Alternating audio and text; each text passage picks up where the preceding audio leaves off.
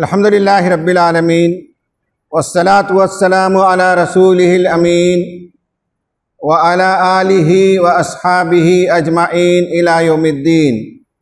क़ाल अल्लाहु तआला फ़िल क़ुरआनिल मजीद फ़अऊज़ु बिल्लाहि मिनश शैतानिर रजीम। या अय्युहन्नासु उअ्बुदू रब्बकुमुल्लज़ी ख़लक़कुम वल्लज़ीना मिन क़ब्लिकुम लअल्लकुम तत्तक़ून। सामाईन खुतबा जुमा, मैं इंशाअल्लाह आज रमज़ान और तज़किया नफ्स, Ramzan self purification and self development के मौजू पर बात करूँगा। पहले मैं इंशाअल्लाह इबादतों के मकासिद में से एक अहम मकसद हमारी ज़िंदगी के अंदर तब्दीली आए, हमारे रवैयों में तब्दीली आए, इस पर बात करूँगा। फिर मैं ज़ाती रवैयों, घरेलू रवैयों और मुआशरती रवैयों पर इज़हार ख्याल करूँगा। फिर आखिर में कुछ हल पेश करूँगा। हम रमज़ानुल मुबारक की मुबारक साअतों से गुज़र रहे हैं। रमज़ान के मकासिद में से अहम तरीन मकसद तक़वा है, और तक़वा पर हमने इससे पहले भी गुफ्तगू की है।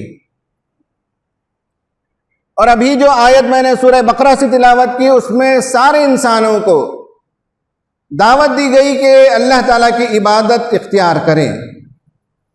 इबादत बंदगी भी है, इबादत इताअत भी है। और बंदगी का रवैया इख्तियार करते हुए कहा गया कि परहेजगारी तुम्हारे अंदर पैदा हो, तक़वा तुम्हारे अंदर पैदा हो। इंसानी जिंदगी को अल्लाह ताला ने इस तरह से डिजाइन किया है, इस तरह से हमारी इंटरनल सेटिंग है कि खैर और शर की कशमकश हर आन जारी रहती है और नेकी की तरफ तबीयत का मैलान होता है, और कभी कभी बुराई की तरफ इंसान उसका रुझान बढ़ता है। कभी हमारे अंदर बहीमी सिफात परवान चढ़ते हैं, बीस्टली ट्रेड्स, और कभी कभी हम मलकूती सिफात अपने अंदर पैदा करते हैं, एंजेलिक ट्रेड्स। इसमें अपने गलत रवैयों को कंट्रोल करना तज़किया कहलाता है। खूबियों को परवान चढ़ाना तज़किया कहलाता है। तज़किया में दोनों मफ़हूम शामिल हैं, एक पाकी, सफाई और तहारत, सेल्फ प्यूरिफिकेशन, और दूसरा self development and self growth, अपनी शख्सियत का इर्तिका और उसके अंदर बेहतरी। यही वो काम था जिसके लिए अंबिया इकराम अलैहिमुस्सलातु वस्सलाम भी दुनिया में तशरीफ लाए। उनके कामों में से एक अहम तरीन काम इंसानों का तज़किया करना, और उसके लिए अल्लाह ताला ने जो मैकेनिज्म दिया उनमें से एक मैकेनिज्म इबादतें हैं। हर इबादत के जरिए से बुराइयों पर कंट्रोल कराने की मशक कराई जाती है। नमाज, इन्नस्सलात तन्हा अनिल फहशाई वल मुनकर, फहश और मुनकर आदतों पर कंट्रोल पैदा कराती है नमाज। सदका और ज़कात, माल की हद दर्जा मोहब्बत, जिसके नतीजे में शुह नफ्स पैदा होता है, बखीली और कंजूसी का मिजाज पैदा होता है, उससे इंसानी रवैयों को पाक करना मकसूद है। वह आतल माल अला हुब्बिही ज़विल क़ुरबा वल यतामा, आगे आयत चलती है। हज के सिलसिले में भी कुरान में यही बताया गया कि जब तुम हज के लिए जाओ, फमन फरद फीहिन्नल हज्ज फला रफस वला फुसूक वला जिदाल फिल हज, हज में जिनसी बेराहरवी इख्तियार न करो, झगड़े और लड़ाई की तबीयत पर कंट्रोल करो, और फुसूक, गुनाह, बेराहरवियां, इन सब से बचना हज के मकासद में से अहम मकसद है। तो इस तरह से हर इबादत के तहत सेल्फ कंट्रोल सिखाया गया, रवैयों को बदलना सिखाया गया, और रोजे के जरिए से भी बेशुमार बहीमी सिफात पर कंट्रोल करना सिखाया गया। नबी सल्लल्लाहु अलैहि वसल्लम ने अपनी हदीस में बयान किया, जिनमें से एक हदीस मैं आपके सामने रखता हूं, जिसमें आप सल्लल्लाहु अलैहि वसल्लम ने फरमाया कि जो शख्स झूठ बोलना और झूठ पर अमल करना न छोड़े, ऐसा शख्स रोजे में रहता है, उसका भूख और प्यास को बर्दाश्त करना अल्लाह ताला को कोई जरूरत नहीं है। यहां झूठ से परहेज करना बताया गया, और हदीस में और भी बातें आई हैं। तो हम पहले मौजू पर आते ही, वो है जाती रवैयों की इस्लाह। हम अपनी शख्सी जिंदगी का जायजा लें, हम अपने अंदरून में उतरें, और हम अपनी जात का जायजा लें कि हम में से बेशुमार ऐसी बुराइयां पाई जाती हैं, हम में ऐसे बेशुमार रवैये पाए जाते हैं जिसके बारे में हम कह सकते हैं कि ये तो मेरा जाती मामला है, इससे मैं किसी का नुकसान नहीं पहुंचाता, लेकिन वो खुद भी इस्लाह तलब है। और ये ख्याल भी गलत है कि मैं अगर कोई बुराई करता हूं जिसका नुकसान सिर्फ मुझे होता है, दूसरों को नहीं होता, तो आप क्यों फिक्र करते हैं। ये तस्वुर भी गलत है। एक आदमी कह सकता है कि मैं सिगरेट नोशी करता हूं, हो सकता है कि उलमा का यह फतवा हो कि यह हराम ना हो, लेकिन यह रवैया कोई भी आदमी नहीं समझता कि यह सेहतमंद रवैया है। और आप कह सकते हैं कि इससे दूसरों पर असर नहीं पड़ता, लेकिन पड़ता है। मुसलसल एक आदमी सिगरेट के पैकेट बाहर फेंकता है, तो हो सकता है कि इकोलॉजी पर कोई फर्क ना पड़े, लेकिन एथिक्स पर फर्क पड़ता है। बच्चे और नौजवान बार बार जिस बुराई को देखते हैं उसकी तरफ उनका रुझान बढ़ता है। एक आदमी कह सकता है कि मैं शाह खर्ची करता हूं, मैं एक मेयारी जिंदगी बसर करता हूं, उससे मैं किसका क्या नुकसान करता हूं। नहीं, आप या मैं वो पहला शख्स हो सकता हूं जो शाह खर्ची का रुझान समाज के अंदर पैदा करूंगा, और उसकी दौड़ लगेगी, मुझे उसका एहसास नहीं होगा, लेकिन समाज में मैंने ये दौड़ पैदा की होगी।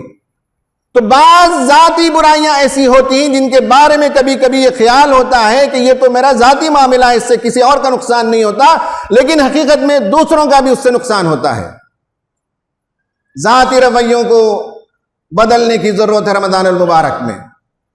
आप देख सकते हैं कि बहुत से लोग हैं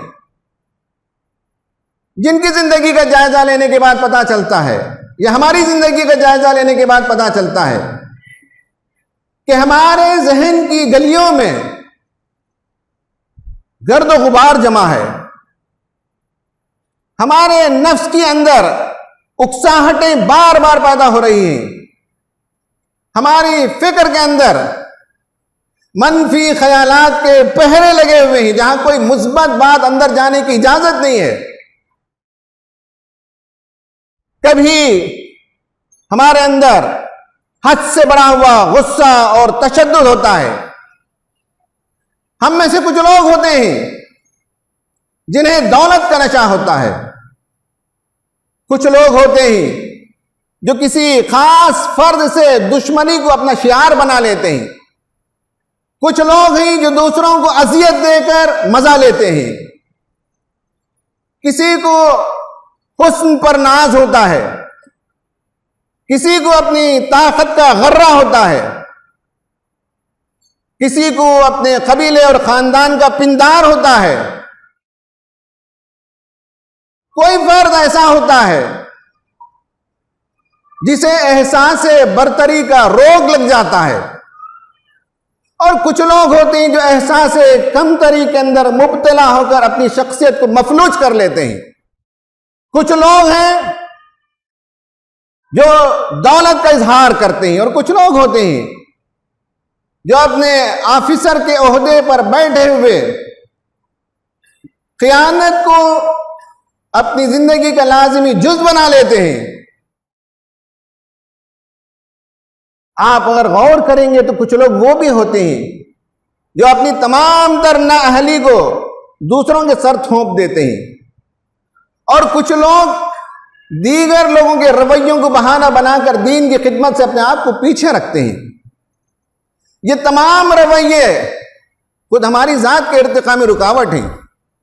हमें बदलने की जरूरत है, हमें अपना जायजा लेने की जरूरत है, और ये तमाम जो जाती रवैये हैं इनका जायजा लेने रमजान में और अपनी शख्सियत को मांझने, अपनी शख्सियत को ट्रिम करने, अपनी शख्सियत का प्यूरिफिकेशन करने और अपने पर्सनालिटी को डेवलप करने की जरूरत है। नंबर 2 वो ये है कि घरेलू रवैयों को भी बदलने की जरूरत होती है। कुछ रवैये घर के अंदर टॉक्सिक होते हैं, जहरीले होते हैं, और उसके नतीजे में इंटरजेनरेशनल ट्रांसमिशन ऑफ ट्रॉमा होता है। यानी नस्लन बादा नस्लिन हम सदमों को आगे फैलाते हैं। हम अपने घर के अंदर जो रवैये इख्तियार करते हैं उसका एक मैसेज होता है अपने बच्चों के लिए। साइकोलॉजी में कहा जाता है कि यू कैन नॉट कम्युनिकेट, इंसान खामोश रहे या गुफ्तगू करे, उसके चेहरे मोहरे से, उसकी बॉडी लैंग्वेज से वो कुछ ना कुछ हमेशा कम्युनिकेट करता है। हम अपनी बीवी बच्चों के साथ अच्छी जिंदगी बसर करते हैं तो हम जेनरेशंस के लिए खैर और बरकत छोड़ जाते हैं, और हम अपने घर में तशद्दुद का रवैया इख्तियार करते हैं तो उसके नतीजे में इंटरजेनरेशनल ट्रांसमिशन ऑफ ट्रॉमा, एक नस्ल के बाद दूसरे नस्ल में, दूसरे नस्ल के बाद तीसरी नस्ल में सदमों को हम मुंतकिल करते रहते हैं। यह इंतहाई भयानक काम है जो इंसान करता है, उसका शऊर नहीं होता है। बीवी बच्चों के साथ जो रवैये हैं उसके नतीजे में आप अपने बच्चों की जिंदगी को बर्बाद कर देते हैं। बच्चों के सिलसिले में यह कहा जाता है कि बच्चों के अंदर वायलेंस जो डेवलप होता है वो घर के वायलेंट माहौल की वजह से कोपिंग स्किल कहते हैं।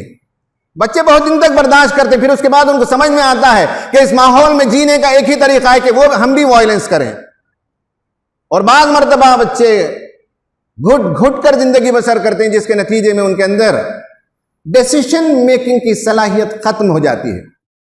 जो बच्चे डिसीजन नहीं लेते उसकी बुनियादी वजह घर का तशद्दुद का माहौल है, और यह सिलसिला चलते रहता है। एक साहब ने काउंसलिंग में मुझसे कहा कि मैं अपनी बीवी की जबरदस्त पिटाई करता था, बहरहाल उसका इंतकाल हो गया।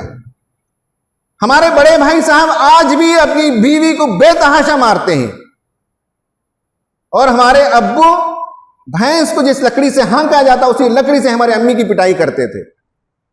और हमारी अम्मी कहती हैं कि हमारे दादा हमारी दादी को चूल्हे में जलती हुई लकड़ी से मारा करते थे।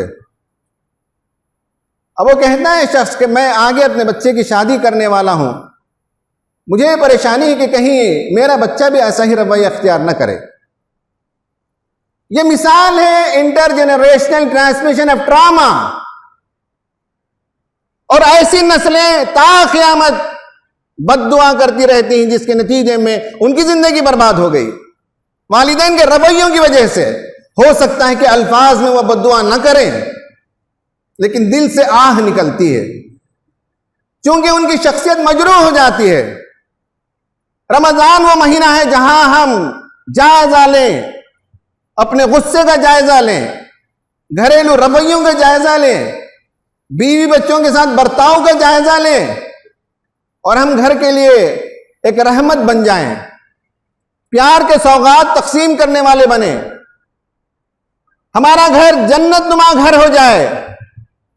आप बताइए कि जिससे घर में जन्नत न मिले आखिरत में कैसे वह जन्नत की तवक्को कर सकता है? जिसने जहन्नम का ईंधन बना दिया घर को, कैसे आखिरत के जहन्नम से बच सकता है? तो घर को जन्नत बनाना रवैयों को बदले बगैर मुमकिन नहीं है। और तीसरी बात जो मुझे अर्ज करनी है, वह हमें अपने मुआशरती रवैयों का भी जायजा लेना है। जब मैं हमें कहता हूं तो बशमूल मुझे अपने आप को शामिल करके इन तमाम रवैयों की इस्लाह की बात कर रहा हूं। हमारी जिंदगी के मुआशरती रवैयों पर गौर कीजिए। अननोइंगली, अनकॉन्शियसली हमने ऐसे रवैये इख्तियार कर लें जिसका मुआशरे को नुकसान पहुंचता है और हमें उसका एहसास भी नहीं है। वी हैव बीन डिसेंसिटाइज्ड, हमें एहसास भी उसका बाकी नहीं रहा।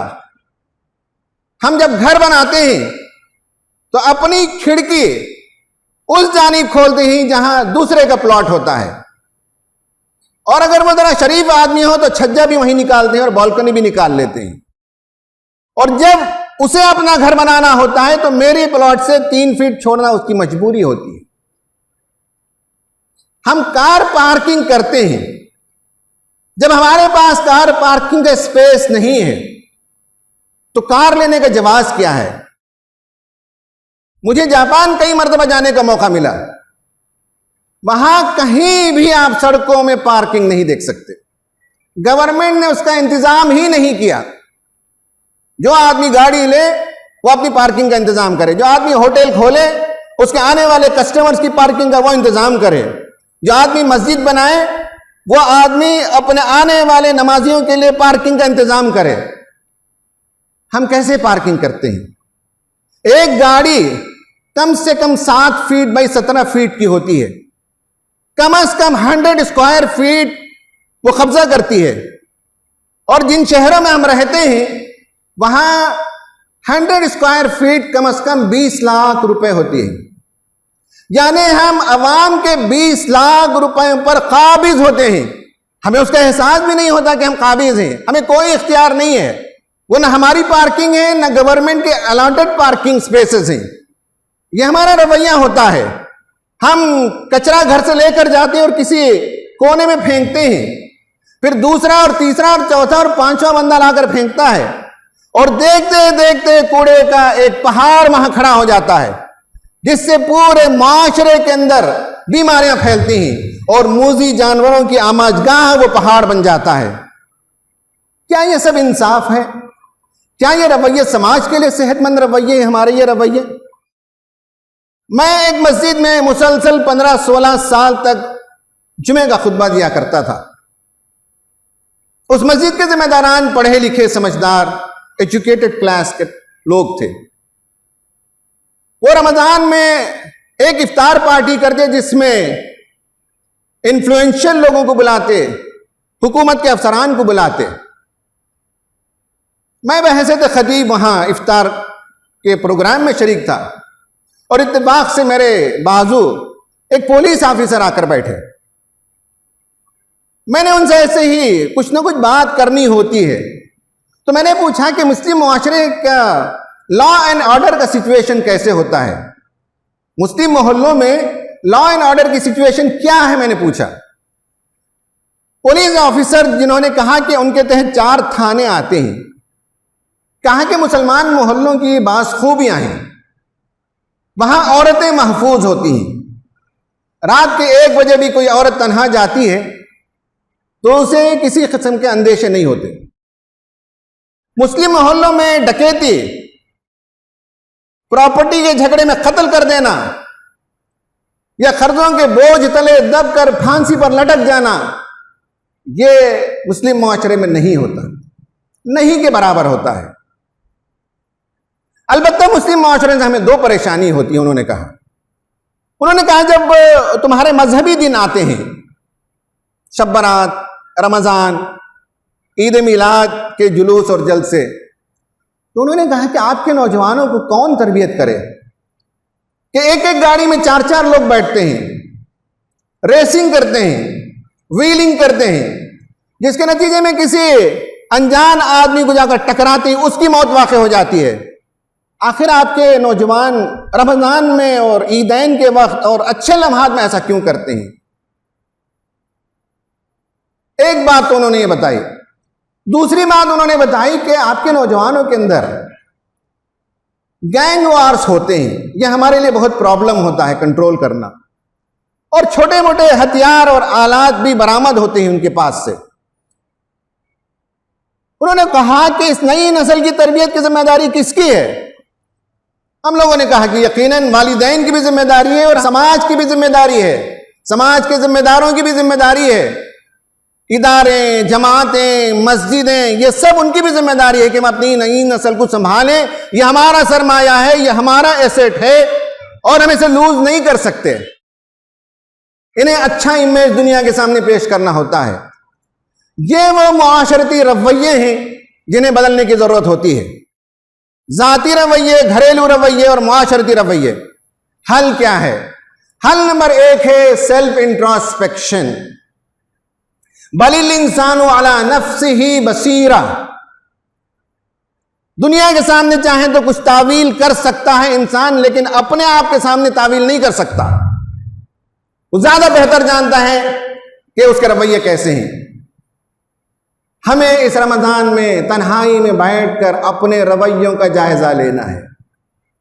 बेशुमार खामियां हमारे सामने नजर आ सकती हैं, इसे मायूस नहीं होना है। रमजान रहमतों का महीना है, बरकतों का महीना है, तब्दीली का महीना है, खुदा की बेशुमार रहमतें बरसती हैं। दूसरा है जर्नलिंग।